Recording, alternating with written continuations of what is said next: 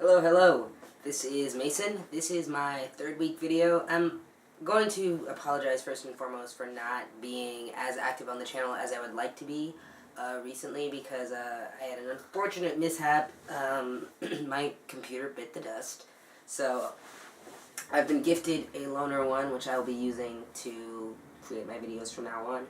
But I just wanted to let you guys know why I haven't been around as much. So anyways, this week's topic is sex, which is an interesting topic for me to discuss.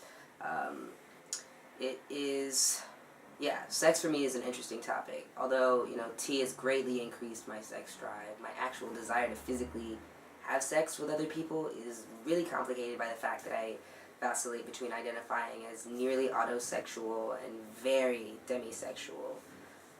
Autosexuality meaning, in the context of sex, I usually get more pleasure from being sexual with myself or, getting myself off with a partner present, occasionally touching me, rather than having a partner be sexual with me in like a shared act or something that's mutual. As for demisexuality, that means it's nearly impossible for me to initiate a sexual encounter or to be sexually attracted to someone without the presence of like a really extreme emotional connection. So for exactly this reason, I don't have the capacity to engage in like casual sex the way a lot of other trans men or even queer people in general. I didn't even want to say queer people, straight people in general.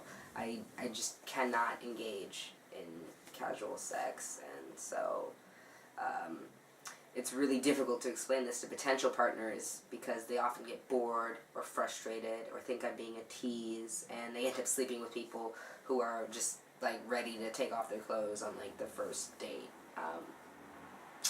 As for roles, with cisgender males, I am like 90% top and 10% bottom. I'm really just not into bottoming with cis men. I don't know. Like, unless I'm being paid to do so, it's not the first thing I really think about when I think about having encounters with them. I don't get along with them in many situations. I don't know why, but I don't know. It might be due to my lack of desire to do like Trans 101 because I find it really frustrating and really annoying to do. Or it might be the fact that like a lot of trans guys who end up sleeping with cis men have really shady encounters because the cis men turn out to be chasers or fetishists or like just creeps. That said, I know there's a lot of trans guys who enjoy being topped or penetrated by cis men. One look at Craigslist in like any major city with lots of trans men will confirm that like this is pretty much the norm, which has been really hard for me to explore my identity as a MSM, a man who sleeps with men, because this has become a common expectation for cis men, is that like, oh, this is a trans person, they are immediately submissive, they're immediately a bottom, and they're immediately down for me to like fuck all three of their holes. For me, this is like, nothing could be further than the truth in terms of that being my narrative, but I know I'm a total minority in that respect. I just don't really like bottoming for them, and I don't really seek out male validation. I know a lot of people do that in terms of a fear of not passing, or a fear, like as queer men or gay men who are trans, of wanting to be accepted.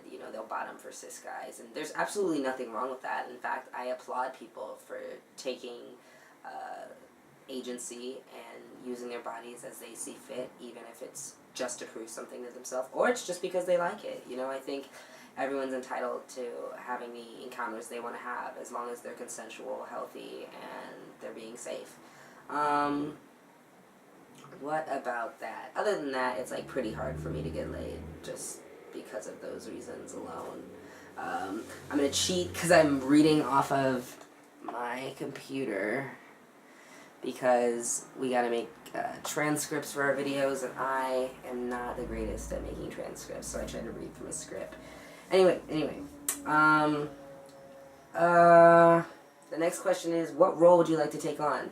In a perfect world, I would meet an awesome queer guy or an awesome gay guy who wasn't a chaser, who loved to bottom, was totally okay with me like not having top surgery or not wanting top surgery, at least at this juncture in my transition. He'd not be so insecure about his sexuality that sleeping with a trans person would freak him out. Um, you know, I think that's about it.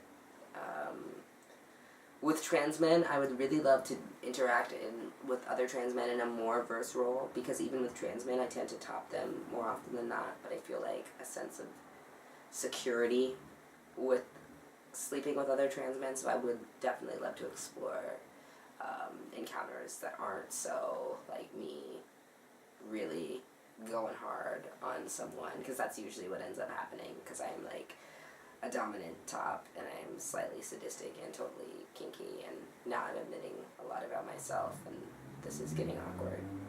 But, like, so yeah, that. Last question being, how did you discover this role? I've been a dominant person as long as I can remember. I even actually considered being a pro-dom in my lady days, but ultimately realized I didn't have the patience for most people who utilize the services of dominatrixes. So I was like, no, I don't want to do that. I'll just be bossy in bed. But yeah, that's about it. I'm glad to be back, and I will talk to you guys soon. Bye.